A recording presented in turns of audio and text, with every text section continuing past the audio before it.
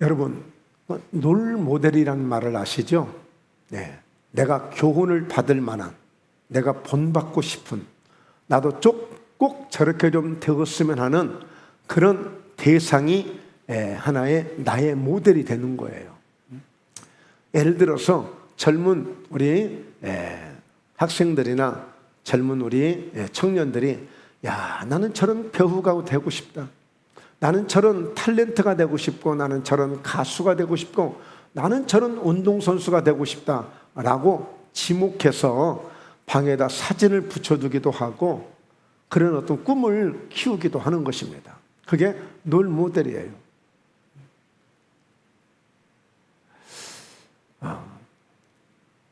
오늘 이 바라봄의 법칙이라고 하는 이게 뭔가 알쏭달쏭한 그런 단어 같아요. 그렇죠? 근데 좀 더 확실하게 바라봄의 법칙이라는 것이 바로 이런 원리가 있는 것이구나 하고 우리 성도님들이 잘 받아서 정말 좋은 그런 삶 속에 적용을 시켜서 많은 은혜를 경험하고 때로는 하나님의 축복도 받을 수 있는 그런 기회로 삼으셨으면 좋겠어요. 이 야곱이 오늘 주인공이 되겠는데, 그 야곱은 자기의 롤 모델이 할아버지예요. 그 아브라함의 가문을 보면 꿈을 통해서 이렇게 시작하거든요. 창세기 12장에 보면 하나님이 어느 날인가 아브라함에게 딱 오셔서, 아브라함아, 너 본토 친척 아비집을 좀 떠나야 되겠다. 그리고 내가 너한테 지시할 곳이 있는데 그 땅으로 가면 내가 너로 큰 민족을 이루고 네 이름을 창대케 해주고 너로 말미암아 모든 세상 사람들이 다 복을 받게 할 것이며 너로 하여금 복이 되고 복의 근원이 내가 해줄게. 하나님은 그런 말씀을 주시는 거예요. 갑자기 오늘 이 아브라함에게 하나의 청사진을 그리게 만드는 거예요. 그러니까 새로운 어떤 꿈을 갖게 만드는 거예요. 그래서 아브라함이 그 말씀을 쫓아서 그냥 가는 거예요. 부르심을 받았을 때에 갈 바를 알지 못했지만 그는 그 길을 가요. 근데 가서 보니까 여러 가지 환경은 아니거든요. 그러나 결국에는 하나님이 그 아브라함을 축복하시는 것을 보게 됩니다. 자, 그래서요. 자, 오늘 말씀을 보면 창세기 15장 4절에 끊임없이 하나님은 아브라함에게 꿈을 주시고 말하자면 하나의 어떤 환상을 주시는 거예요.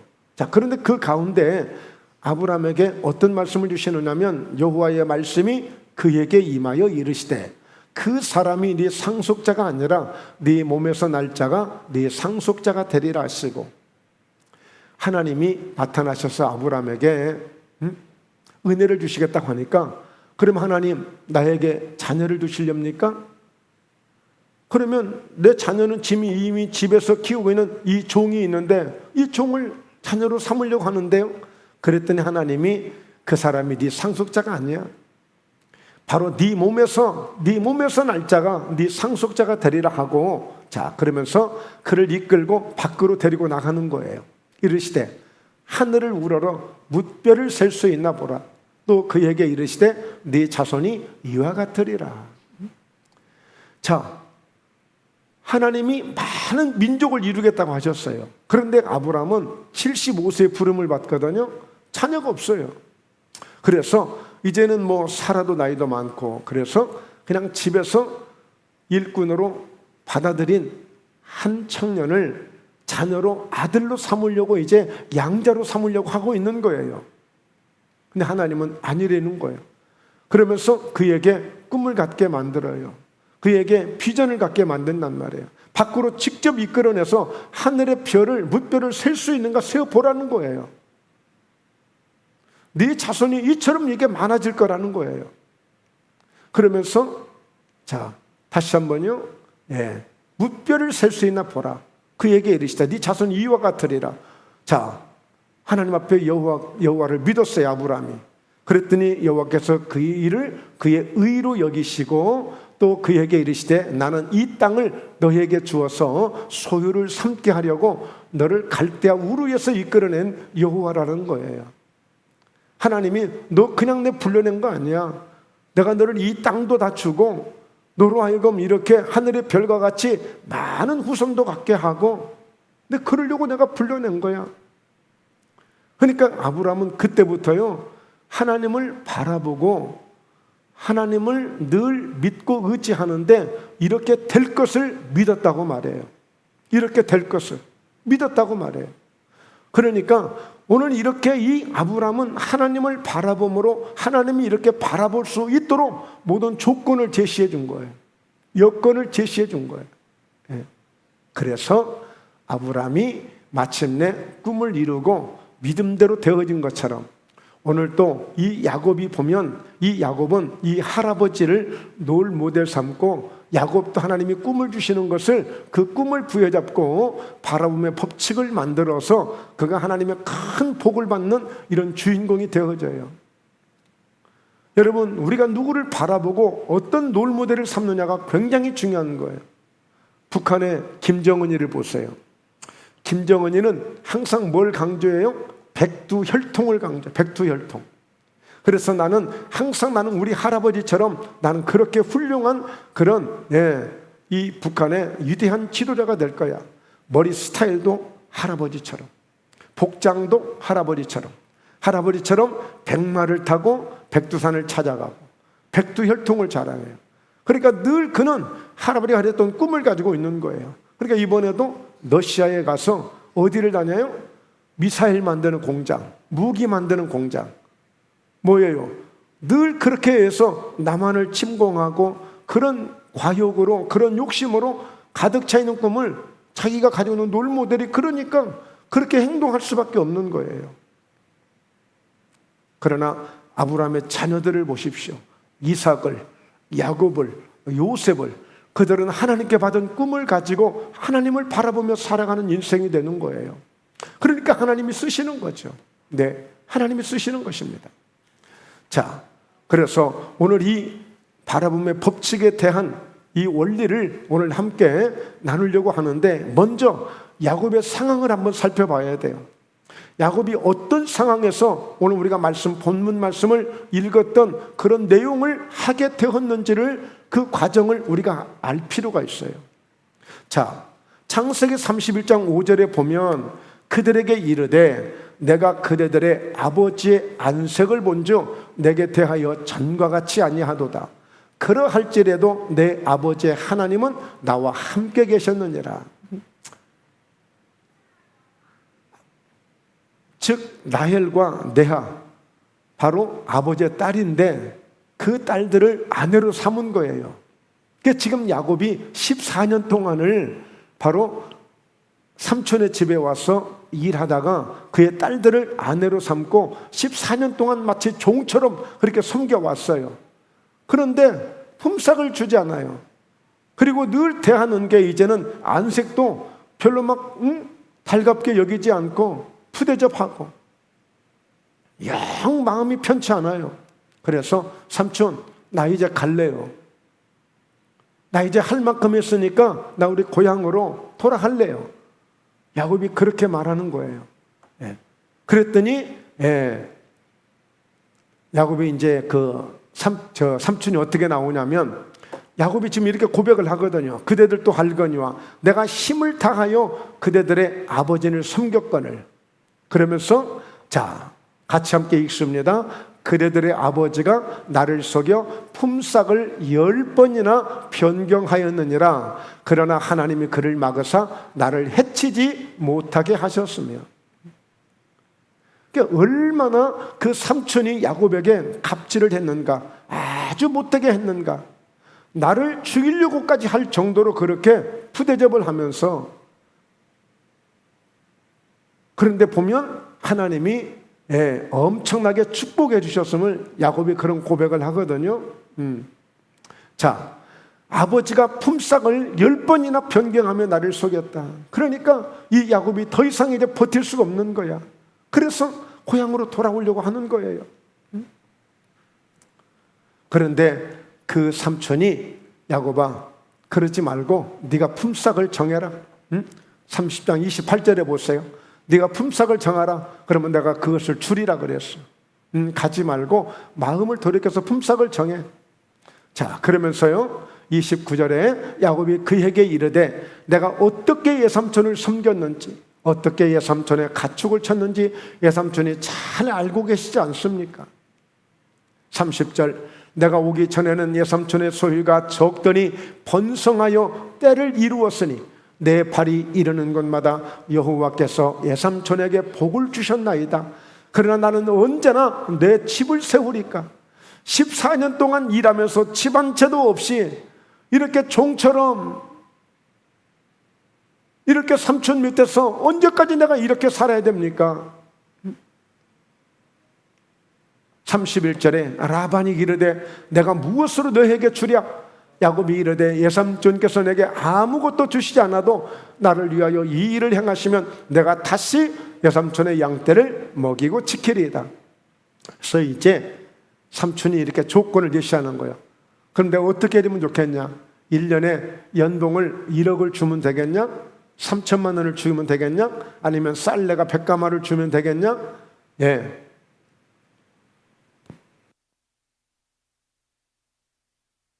서로 이제 이렇게 조건을 제시한단 말이에요. 그런데 야곱이 뭐라고 얘기해요? 나 아무것도 원하지 않습니다. 아무것도 원하지 않아요. 그럼 어떡하려고? 삼촌, 여기 양들이 있죠? 염소가 있죠? 자, 염소와 양이 있는데 얼룩얼룩 딴 것도 있고 점 있는 것도 있고 검은 것도 있고 그 다음에 하얀 양, 하얀 염소들이 있단 말이에요. 삼촌, 이걸 다 구분해 주세요. 따로 하얀 양 따로 하고 얼룩얼룩하고 점 있는 양들 따로 다 구분을 해 주세요. 자, 그러면서 멀리 떨어지게 해 주세요. 자, 그리고 나한테는 하얀 양만 주시고 하얀 염소만 주세요. 하얀 양만 주세요. 얼룩하고 점 있는 것들은 전부 삼촌이 다 데려가세요.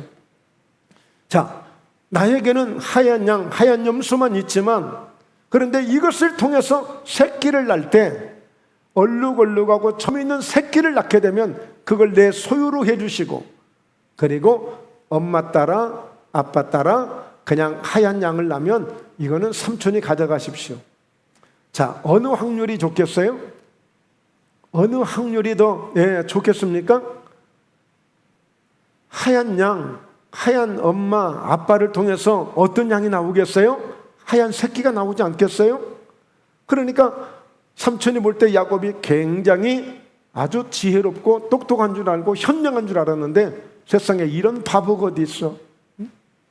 그럼 당연히 계약해야지.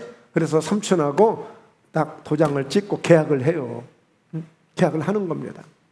그러니까 야곱의 상황을 보셨죠? 예, 삼촌이 이렇게 너무나도 갑질을 하고 14년 동안 집 한 채도 없고 그저 계속 부려만 먹으려고 하니까 다시 고향으로 가려고 할 때 삼촌이 그 마음을 돌이키게 만들고 대신 오늘 싹쓸 주기로 했는데 야곱이 어떻게 했다고요? 오늘 이렇게 얼룩얼룩하고 점 있는 양들을, 새끼를 이 하얀 양을 통해서 얻게 되면 이건 기적이 아니면 안 되잖아요. 기적이 아니면 안 되잖아요. 여러분, 아무리 내가 아무리 배우가 좋고 아무리 탤런트가 이쁘고 미인들이 이쁘다고 해서 내가 그런 딸을 낳으려고 난다고 해서 나아지나요? 엄마 아빠 DNA를 따라서 엄마 아빠 닮은 아이가 나오게 돼 있지. 아무리 엄마 아빠가 손을 잡고 노력하고 마음을 다짐하고 맛있는 것을 먹고 뭐 인삼을 먹고 해서 우리 하여튼 아기를 낳을 때 꼭 하여튼 어떤 배우처럼 어떤 탤런트처럼 그런 아들 낳고 그런 배우 낳자고 해서 그게 나아지는 거 아니에요. 그냥 붕어빵처럼 엄마 닮고 아빠 닮고 나오는 거 아니겠어요? 그것처럼 하얀 양을 통해서 하얀 양밖에 더 낳겠습니까? 그런데 야곱은 전혀 다른 이런 조건을 제시하는 거예요. 자, 그래서 야곱의 이제 행동을 한번 보셔야 됩니다. 이 야곱의 행동을 보실 때 비로소 이것이 바라봄의 법칙을 적용한 것이구나. 이 바라봄의 법칙을 이렇게 적용해서 이렇게 하나님의 꿈을 이루고 하나님의 뜻을 이루는 이렇게 큰 부자가 됐구나, 성공했구나, 승리했구나. 오늘 그 은혜를 함께 나누려고 하는 거예요. 자, 오늘 야곱이 이 믿음의 법칙을 사용할 때 그냥 자기가 꾀가 많고 머리가 좋아서가 아니에요. 경험이 많아서도 아니에요. 오늘 하나님을 통해서 오는 그 믿음을 가지고 한 거예요. 믿음을 가지고.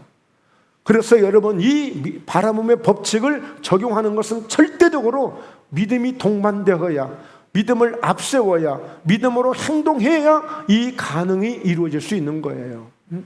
자, 이런 말씀을 야곱이 받았어요. 이런 꿈을 꾸게 된 거예요. 같이 한번 읽어봅니다. 시작. 그 양떼가 새끼 멜 때에 내가 꿈에 눈을 들어보니 양떼를 탄 수량은 다 얼룩무늬 있는 것과 점이 있는 것과 아롱진 것이었더라. 오늘 이 본문 말씀을 나누기 이전에 먼저 야곱이 꿈을 꾼 거예요. 꿈을. 지금 막 갈등이 많아. 복잡해. 더 이상 이제 여기서 못 살겠어. 집으로 가야 되겠어. 그러니까 여러분, 야곱이 참 고민을 많이 한 거예요. 걱정을 많이 한 거예요. 그러면서 하나님께 기도도 하고 했어요. 하나님이 꿈을 주신 거야. 꿈을. 근데 그 꿈에 보니까, 꿈에 뭐예요? 아니 막 하얀 양들이 놀고 있는데 보니까 다 얼룩얼룩하고 점이 있는 양들이 다 거기에 타는 거예요. 말하자면 새끼를 만드는데 분명히 하얀 양들인데 얼룩얼룩하고 점 있는 것들이 다 타는 거예요. 그래서 하나님이 내게 주신 꿈이니까 이 꿈을 말하자면 행동으로, 믿음으로 이제 야곱이 그것을 만든 거예요. 그게 오늘 본문 말씀이에요. 하나님은 이렇게 꿈을 주셨지만 야곱은 그 하나님이 주신 꿈을 가져다가 자기가 직접 행동으로, 믿음으로 이것을 보인 거예요. 믿음으로. 그것이 야곱이 가진 바라봄의 법칙이라는 하나의 단어를, 하나의 언어를 만든 거예요. 그거는 믿음으로 제가 선포하는 겁니다. 믿음으로 선포하는 거예요. 하나님 주신 꿈을 바라봄으로 그것을 행동으로 옮겨서 이루어간 것을 하나의 법칙으로 보고, 하나님은 꿈만 주셨어요. 그러니까 이 야곱은 이 사실을 알고 삼촌에게 이렇게 조건을 제시한 거예요. 그러니까 삼촌은 왜 10번이나 월급을 변경한 사람이야. 또 변경해보니 또 주지 않아. 여러분, 거짓말하는 사람들은 계속 거짓말을 해요. 갑질을 하는 사람은요 계속 갑질을 하는 거예요. 그러니까 안 돼. 그래서 야곱이 오늘 말씀을 통해서 이제 큰 부자가 되는 겁니다. 마침내 성공을 하는 거예요. 꿈을 이루는 거예요. 자, 어떻게 해서 우리가 이렇게 야곱이 꿈을 이뤘는지 이것을 함께 나눕니다. 자, 먼저 한번 보세요. 말씀을. 야곱이 버드나무와 살구나무와 신풍나무의 푸른 가지를 가져다가, 그러니까 이 바라봄의 법칙을 야곱이 적용하는 과정이에요. 그런데 갑자기 무슨 나뭇가지를 가져오는 거예요. 버드나무, 신풍나무, 살구나무. 그런데 그 나무에 푸른 가지를 가져오는 거예요. 여러분, 예수님이 그러셨죠? 나는 포도나무요, 너희는 가지다. 열매는 가지를 통해서 맺어요. 그러니까 그 나무들의 여러 가지 그 의미가 있어요. 나무들의 의미가 있지만 오늘 설명할 수는 없지만, 자, 그 푸른 가지를 가지고 온 거예요. 자, 열매는 반드시 가지를 통해서 맺습니다. 꿈을 이루려면 가지인 우리가 열매를 많이 맺으면 하나님이 기뻐하시는 거예요. 그런데 그 푸른 가지를, 말라빠진 가지를 가져온 게 아니라 아주 막 금세라도 뚝뚝뚝 떨어지는 이런 물기가 있고 생생하고 그냥 갖다 꼽기만 해도 살아날 것 같은 그런 가지를 가져온 거예요. 여러분, 이 바라봄의 법칙은 믿음을 갖되 이런 살아있는 믿음을 가지고 와야 돼요. 하나님 앞에 나올 때에, 하나님 앞에 꿈을 제시할 때에, 내 어떤 그 이루시고자 하는 소원을 제시할 때에 이런 푸른 가지와 같은 생생하고 살아있는 믿음을 가지고 나와서 기도도 해야 되고, 살아있는 믿음을 가지고 와서 예배도 해야 되고, 살아있는 믿음을 가지고 와서 하나님 앞에 찬송을 하고 해야 되는 거예요. 푸른 가지와 같은. 그래야 열매가 맺어진다니까. 말라빠진 가지여서 열매 안 맺혀요. 푸른 가지라야 되는 거예요. 그리고 그렇다고 해서 그냥 열매가 막 맺어지느냐? 하나님 앞에 야곱이 꿈을 이루었던 이 믿음의 법칙은 바로 그것들의 껍질을 벗겨버린 거예요. 껍질을 벗겼어요. 여러분, 껍질을 벗기면 나무는 죽는 거예요. 그런데 그 벗겨서 신문이를 내게 된 거예요. 어떤 의미가 있을까요? 여러분, 아무리 내가 금세라도 막 교회를 내가 다 살릴 것 같고, 내가 막 천하를 다 움직일 것 같고, 내가 막 누군가를 막 내 힘으로 막 살려낼 것 같지만 안 되는 거예요.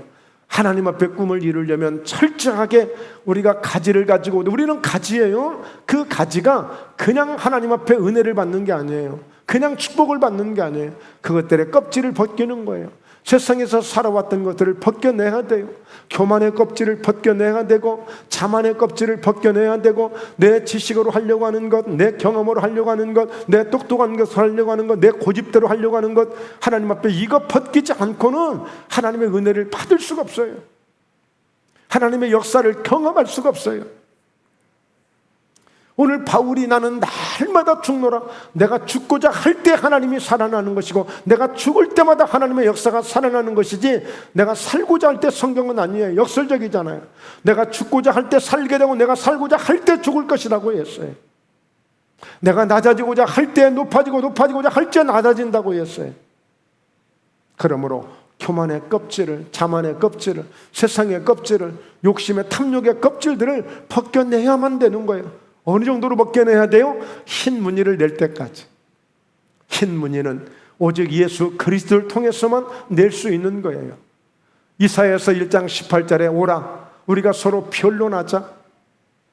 너희가 주홍 같을지라도 눈과 같이 양털같이 휘어질 것이요, 너희가 진홍같이 너희 죄가 붉을지라도 양털과 같이 희게 되리라고 그랬어요. 눈과 같이 되어질 수 있는, 양털같이 희게 될 수 있는 것은 예수님의 보혈이 아니고서는 안 돼요. 예수님은 철저하게 벗어버린 분이십니다. 우리의 수치를 가려주시려고, 우리의 저주와 우리의 부끄러움을 가려주시려고 십자가에서 실오라기 하나 없이 완전하게 다 벗김을 당하신 분이 예수님이세요. 그리고 오직 우리를 위해서 십자가에서 피를 철철 흘려주신 그 십자가의 보혈이 우리의 모든 죄들을 희게 할 수 있고, 눈보다 더 희게, 양털보다 더 희게 하시는 그 능력이 예수님의 보혈에 있는 거예요.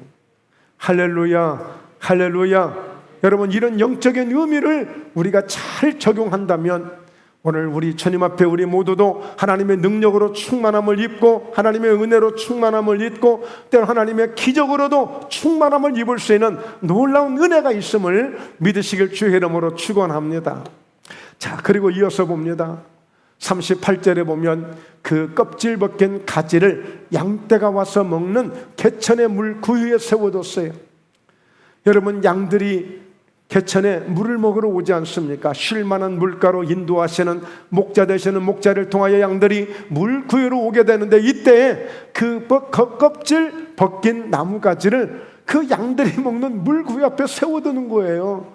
지금 이게 무슨 행동하는 거예요, 이게? 여러분, 누가 그것을 보고 있다면, 야곱의 삼촌이 보고 있다면, 야곱의 형제들이 그걸 보고 있다면, 사촌들이 보고 있다면, 저 미친놈 아니야, 저는 뭐 하고 있는 거야 지금? 그런데 양떼들이 와서 물 구유에서 물을 먹을 때 그 껍질 벗긴 나뭇가지를 바라보게 하는 거예요.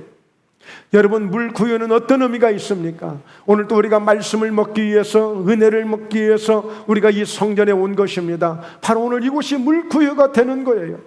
양들에게 물이 그들에게 생명이 된다면, 오늘 우리는 말씀을 먹고 생명을 얻는 것이고, 성령의 은혜를 마시고 우리는 생명을 얻는 것이고, 바로 이곳이 물 구유예요.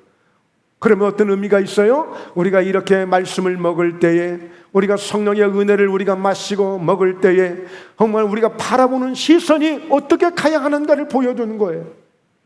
오늘 양떼들이 물구유에 와서 물을 먹을 때에 이 껍질 벗긴 나뭇가지를 바라보게 만드는 거예요. 오늘 이 야곱이 껍질 벗긴 나뭇가지가 얼룩얼룩하게끔, 물에 비쳐서 얼룩얼룩하게끔 하고, 이 양들이 새끼를 뵐 때에 얼룩얼룩하고 점 있는 그런 새끼를 낳을 수 있도록 야곱이 지금 사용하고 있는 거예요. 행동이 전혀 엉뚱해 보입니다. 행동이 정말 바보스럽게 보여집니다. 행동이 마치 정말 미친 짓을 하는 것 같습니다. 그러나 야곱은 정말 하나님의 꿈을 가지고 반드시 하나님이 그런 양을 주시겠다고 했으니, 야곱이 할 수 있는 최선의 방법을 동원해서 행동하고 있는 거예요. 남들이 무시할지 모르겠지만, 남들이 우습게 여길지 모르겠지만, 우리도 마찬가지예요. 우리의 기도하는 것, 우리가 주님 앞에 헌신하는 것들, 남들은 너 혼자 미쳤냐? 너 혼자 네가 바보냐? 라고 할지 모르겠지만 그럼에도 불구하고 오직 하나님을 바라보며 나아가는 우리의 믿음의 행동들이 하나님이 기억해 주시면 되는 것입니다. 할렐루야. 하나님이 기억해 주시고 하나님이 보시면 되는 거예요. 야곱은 지금 오로지 그 믿음 가지고 하나님께 나아가고 있는 거예요. 지금 오로지 하나님 앞에. 그러면서 보세요. 양떼를 향하게 하며 그 떼가 물을 먹으러 올 때에 새끼를 베니. 그러니까 오늘 우리가 말씀을 먹을 때 굉장히 중요한 시간이에요. 우리가 기도를 드릴 때, 찬송을 드리고 예배를 드릴 때 바로 이같이 우리가 어떤 지금 순간이에요? 잉태하는 순간이에요. 새끼를 베는 순간이에요. 꿈을 잉태하고 그 꿈이 이루어질 수 있는 그런 믿음을 갖는 시간이에요. 자, 우리 한번 서로 옆 사람과 인사하십시다. 우리 좋은 꿈으로 많이 잉태합시다. 이렇게. 네.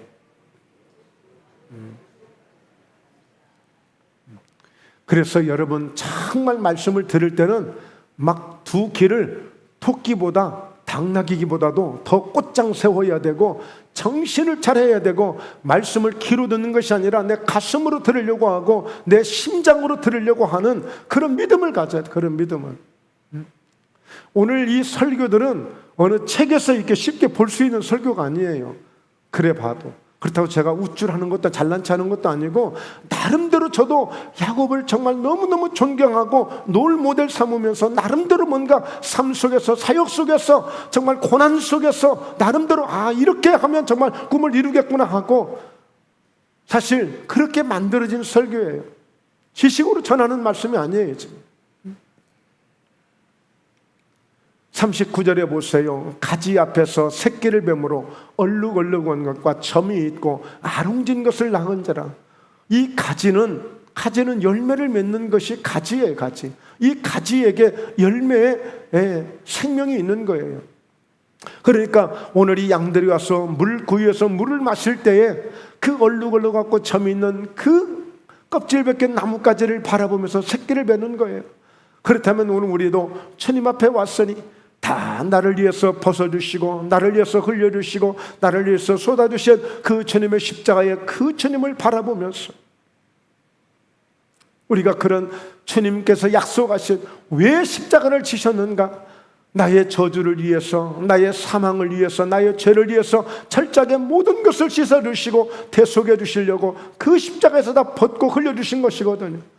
그 주님은 우리에게 부요를 주시고 건강을 주시고 기쁨을 주시고 생명을 주시고 자유를 주시고 모든 평화를 주시고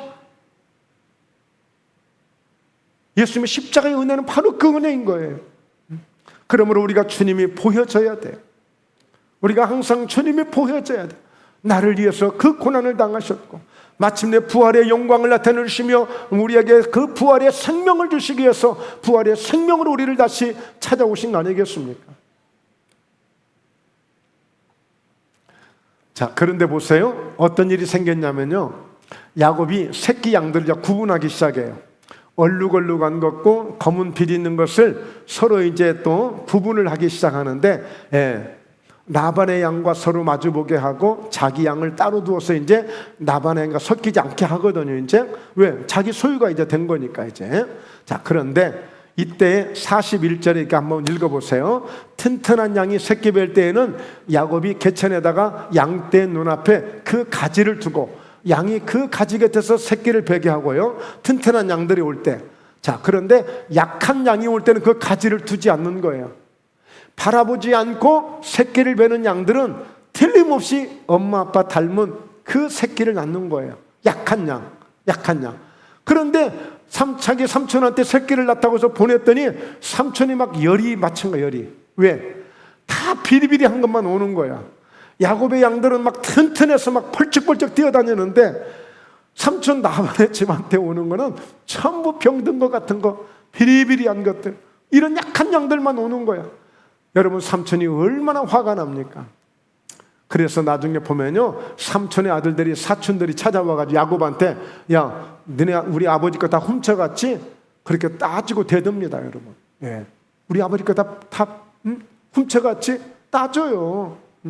그러니까 여러분, 우리가 바라보지 않고 나름대로 뭔가 내 힘으로 날려고 하면 약한 양밖에 낳지 못해요. 우리가 바라는 그런 생산이 되지 않아요. 우리가 바라는 꿈이 이루어지지 않아요. 그저 이루어진다고 하지만 전혀 원하지 않는, 오히려 건강한 양 100마리 여러분 키우는 게 재밌지, 여러분 병들고 약한 양 한 마리 키우는 게 더 어렵다니까. 더 어려운 거예요.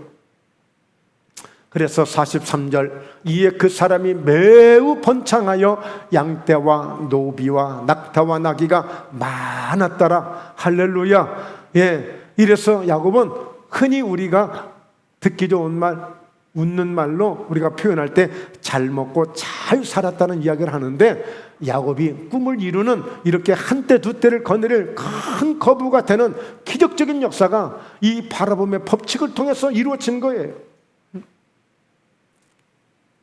여러분, 맹모 삼천지교라는 말이 있잖아요. 이 아들 맹자를 잘 좀 키워야 되겠는데, 아니 집 분위기가 공동묘지 근처야. 그러니까 맨날 상해 나가는 그런 노래나 부르고 다니고 어이어이하고 장례 치르는 그런 행동이나 하고 다니고, 맹자가 그런 거 어려서 이거 안 되겠다. 그래서 이사를 했어. 근데 마침 이사를 했는데 상가 근처에 이사를 했어요. 시장 근처에. 그랬더니 이제는 맨날 뭐 옷이 한 벌에 얼마, 배추 한 단이 얼마, 생선 한 마리 얼마, 늘 장사하는 얘기만 하고 다니는 거야. 그래서 다시 서당 근처로 이사를 했어요. 그랬더니 그때부터 글을 외우기 시작하고, 그때부터 글을 공부하기 시작하는 거예요. 그러니까 여러분, 우리 자녀들이나 우리 신앙인들이 무엇을 바라보고 무엇을 기대하며 사는가가 이렇게 중요한 거예요. 그래서 롤 모델을 삼는 이 좋은 우리 신앙, 바로 우리가 하나님을 바라보고 주님을 바라보는 것이 최상의 롤 모델이 되고 최고의 롤 모델이 되어야 될 줄로 믿습니다. 할렐루야. 자, 세 번째입니다. 그러므로 우리가 이 바라봄의 중요성을 잘 적용하라는 거예요. 잘 적용해라. 자, 히브리서 11장 1절에 믿음은 바라는 것들의 실상이요 보이지 않는 것들의 증거니, 2절에 자, 선진들이 이로써 증거를 얻었느니라. 그러니까 오늘 여러분, 이 믿음의 사람들은 꼭 눈에 보이는 것만 이제 믿는 정도가 아니라, 이제 우리 믿음의 사람들은 보이지 않는, 내 눈으로는 지금 보이지 않지만 실제 영적으로 보면 볼 수 있는, 영적으로만이 보여질 수 있는, 영적으로만 깨달아질 수 있는 이런 하나님의 말씀을 붙들려고 하고, 하나님의 약속을 붙들려고 하고, 야곱이 꿈을 꾸고 하나님이 주신 그 꿈을 붙들고 믿음으로 행동했을 때 그것이 역사가 이루어진 것처럼, 이제 우리의 믿음의 궤도가, 우리의 믿음의 이 방향이 이렇게 정해져야 돼. 정해져야 돼. 전 그래서 개인적으로 제가 목회를 하면서 개척을 하고, 개척을 했는데 그 지역에서도 약간 변두리 쪽에서 개척을 했어요. 그냥 조금 거리 차이가 있어도 그런 상관을 모르고 했어요. 근데 장사도 목이 좋아야 되듯이 이왕이면 교회도 좋은 장소에 있으면 좋더라고요. 보니까 성장하는 교회들을 보니까. 그래서 꿈을 갖기 시작했어요. 하나님, 저희 교회가 개척한 지 이제 2년이 됐는데, 아니 우선 지금 코가 석자나 빠져서 지금 제 앞길도 좀 감당을 못하고 있는 상황인데, 그런데 또 기도를 하는 거야. 기도를 해. 하나님, 좀 넓은 곳으로, 저 중앙으로, 센터로 좀 가게 해주세요. 그 기도를 했어요. 근데 마침 가서 보니까 집을 하나 지어놓고 분양을 하고 있더라고. 임대를 내주고 있어요. 그런데 한번 물어보니까 상상할 수 없는 돈을 요구해서 우리 꿈에도 꿀 수 없어. 근데 여러분, 제가 그때 당시 좀 미쳤습니다. 갑자기 믿음이 생긴 거야. 믿음이 온 거야. 갈 수 있다는 믿음이 온 거야. 그래 가가지고 그 건물을 사진을 찍었어. 제가 사진을 찍어가지고 성경에 넣어가지고 다니면서 또 매일 기도를 해서, 하나님 이곳에 이 건물로 이사가게 해달라고. 그러면서 매일 한 번씩 갔어요. 매일 한 번씩 가서 하여튼 누가 보든지 말든지 손을 들고 기도를 하고 왔어. 가서 뭐 하고 왔냐? 제가 공사하고 왔어요. 작업을 하고 왔어요. 하루는 가서 십자가 동탑을 세우고 오는 거예요. 하나님 이곳에 와서 또 하루는 가서 성전 리모델링은 성전 이제 인테리어를 하는 거예요. 자, 하나님 막 의자를 들어오는 이제 꿈을 가지고 또 기도를 하고 오고, 또 하루는 가서 이제 뭐 여러 가지 시설을 내가 다 하면서 하나님 돈을 달라고 막 했어. 이야, 어느 순간인가요? 생각지도 않은 분이 다 그 신문사 지국을 했는데 그걸 그만두고 이제 신학교를 가겠다고 그러면서 정리를 했다고 하나님 앞에 얼마 이렇게 헌금을 이렇게 드리는 거예요. 옳거니 이게 하나님이 주신 응답이다 생각하고 그냥 다른 데 쓸 때도 많은데 무조건 가서 계약을 해버렸어. 엄두도 안 나는데 지금 돈 100만 원도 구하기가 힘든데 1억이 넘는 데를 가서 계약을 해버린 거예요.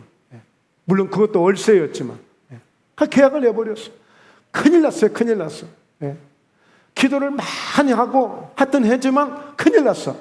오죽하면 제가요 그때 뭐 신장이라도 팔 수 있으면 팔으려고 그랬어요. 계약은 해놓고 돈은 안 생기고 성도는 뭐 얼마 되지도 않고 개척한 지 2년밖에 안 됐고 그 정도로 하여튼 뭐 피를 토하듯이 기도를 했어요. 그러면서 매일 가서 또 기도하고 결국에는 이사 갔을까요? 못 살까요? 이사 갔습니다. 하게 됐어요. 정말 하나님이 기적같이 어려운 가운데 해주셨어요. 그래서 그곳에서 목회하다가 불과 얼마 되지 않아서 땅을 사고 성전을 건축하고 이런 일들이 있었어요. 그러니까 1년에 하나님이 역사하시는 일들을 이렇게 바라보며 법칙을 잘 적용하면서 정말 믿음으로 굳세게 기도하면서 하나님의 역사를 경험하게 됐습니다. 저는 정말 늘 이런 바라보며 법칙을 적용하면서 기도하고 있어요. 중환자실에 가서 기도할 때도 정말 불가능했던 사람이 깨어나서 퇴원도 하고, 지금도 환자들을 위해서 지금도 기도할 때 항상 이런 마음으로 기도해요. 믿음으로 바라보면서 머릿속에 있는 통증들이 사라질 것을 바라보면서, 가슴 속에 어느 부위에 약한 것이 예수 이름으로 사라진 것을 바라보면서 기도하는 거예요. 이게 하나의 일명, 이름을 붙이자면 바라보며 법칙이다. 여러분 이렇게 사용해도 되고 안 해도 되지만, 그러나 우리 하나님은 먼저 꿈을 주신 것은 왜 꿈을 주셨겠어요? 바라보라고 꿈을 주신 거죠. 이것을 바라보고 이렇게 믿음으로 가라고 보여주신 것이지 그냥 꿈을 주신 게 아니에요. 오늘 요셉도 꿈을 받아서 그 꿈이 이루어질 것을 생각하고 믿고, 그는 여전히 어떤 상황 속에서도 절망하지 않고 하나님을 기대하고 나아갔던 그 요셉이 꿈을 이룬 것처럼, 사랑하는 성도 여러분, 은혜를 받으시거든 말씀이 와닿거든 나름대로 이렇게 꿈을 만드시고 이렇게 꿈을 정하셔서 믿음으로 나아갈 때 바로 믿음이 동반돼야 돼요. 그것을 이룰 만한, 그것을 감당할 만한 기도가 따라와야 되고, 그만한 믿음이 헌신이 되어져야 되고, 의심치 아니하고 오늘 이 아브라함이 바랄 수 없는 가운데도 바라고 믿고, 그런데 그 믿음 가운데서도 정말 절망적인 상황이 올지라도 믿음이 절대 약하여지지 않았다고 그랬어요. 여러분 이 세상에서 성공한 사람들 이 얘기를 들어보세요. 하루아침에 이루어지는 아무것도 없어요. 이번 주말에 이제 중국에서 아시안게임이 열리는데 이제 메달 따는 사람들이 막 이제 등장을 하게 될 거예요. 그냥 한결같이 그 메달을 딴 사람들은 참 나름대로 사연들이 있습니다. 하루아침에 절대 이루어진 일이 없습니다. 하물며 우리 믿음도 마찬가지죠. 때로는 힘들고 어렵지만 낙심하지 마시고 절망하지 마시고 귀한 주의 말씀 잘 붙드시고 믿음으로 나아갈 때 큰 승리를 이루시게 될 줄로 믿습니다. 그리고 우리에게 이 세상에서 잘 사는 것만의 꿈이 전부가 아니고, 항상 우리의 신앙은 하나님을 바라봄으로 그 믿음의 꿈을 가지셨대요. 자, 지금은 하나님이 우리 현재에 내 눈으로 보이지 않는다고 해서 안 계신 것이 아니라 오늘 살아계신 하나님이라는 사실을 믿고 우리가 영원하신 그 주님을 바라보는 그런 신앙이 꼭 되셔야 됩니다. 고린도후서 4장 17절 함께 있습니다. 우리가 잠시 받는 환난에 경한 것이 지극히 크고 영원한 영광에 중한 것을 우리에게 이루게 하매니 자 18절 우리가 주목하는 것은 보이는 것이 아니요 보이지 않는 것이니 보이는 것은 잠깐이요 보이지 않는 것은 영원함이로다. 네, 여러분, 지금 당장 내 눈에 보이지 않는다고 해서 하나님의 역사가 없는 게 아니에요. 항상 우리는 하나님 보좌 우편에 계신다고 주님 말씀하셨잖아요. 오늘 스데반이 전도하다가 오늘 돌에 말해서 죽는 가운데 갑자기 하늘의 문이 열리는 것을 보았어요. 보니까요, 그 순간 예수님이 하나님 보좌 우편에 앉아 계시던 그분이 벌떡 일어서 있는 것을 보게 됐습니다. 여러분, 우리가 아직 그런 경험이 없어서 그런 것이지 오늘 하나님은 여전히 지금도 우리 가운데 계시고 우리와 함께 계시며 하나님께 나아가는 자는 반드시 그가 계신 것을 믿어야 되고 오늘 그가 상 주시는 일심을 믿어야 한다라고 말씀했기 때문에 항상 이 믿음으로 주님을 바라볼 수 있는 신앙이 되시길 주의 이름으로 축원합니다. 마지막 말씀입니다. 시편 63편 1절에 다윗이 이렇게 고백합니다. 하나님이여, 주는 나의 하나님이십니다. 내가 간절히 주님을 찾습니다. 물이 없어 마르고 황폐한 땅에서 내 영혼이 주를 갈망하며 내 육체가 주를 앙모하나이다. 비록 내가 주님을 간절히 찾는 것은 물이 없고 마르고 황폐한 땅이지만 내 영혼까지도 정말 주님을 갈망하고 있지만 여전히 내 육체는 그래도 그런 와중에도 주님을 앙모하며 주님만을 바라보고 기대하고 있습니다. 이렇게 기도합니다. 그러면서 2절에 내가 주의 권능과 영광을 보기 위하여 이와 같이 성소에서 주를 바라보았나이다. 할렐루야. 오늘도 귀한 성소에 오셨으니, 귀한 성전에 오셨으니 우리가 세상에서 이루어질 모든 일들을 믿음으로 바라보면서 하나님의 능력을 받아가시기 바랍니다. 하나님의 은혜를 받아가시기 바랍니다. 그래서 두 손 들고 나아갈 때에 그곳에 놀라운 하나님의 역사가 있게 될 줄로 믿습니다. 하나님이 여러분을 쓰시고 사용하시는 놀라운 축복이 나타나게 될 것입니다. 이런 믿음으로 우리가 함께 나아갈 때 금년 가을에도 또 새해를 맞이하는 새해에도 우리 인생 속에 이렇게 하나님의 은혜 속에서 날마다 승리하며 우리 모두 함께 하나님이 내게 이루어 주셨음을 간증할 수 있는, 하나님이 나를 이렇게 사랑해 주시고 나를 축복해 주셨음을 영광을 돌리게 되는 이런 아름다운 일들이 가득하시길 주의 이름으로 축원합니다. 그래서 우리 자녀들을 향하신 그 아름다운 마음들도 계속 그들을 기도해 주셔서 정말 그들로 하여금 정말 하나님의 꿈을 가진 자들이 되게 하시고 하나님이 서주시는 가족들 자녀들 되게 하시고 정말 하나님 앞에 영광을 돌릴 수 있는 우리 모든 가족과 우리의 모든 삶이 되고 목포예담 교회가 되도록 끊임없이 기도하실 수 있는 우리 모두가 되시기를 주의 이름으로 축원합니다. 네, 기도합니다.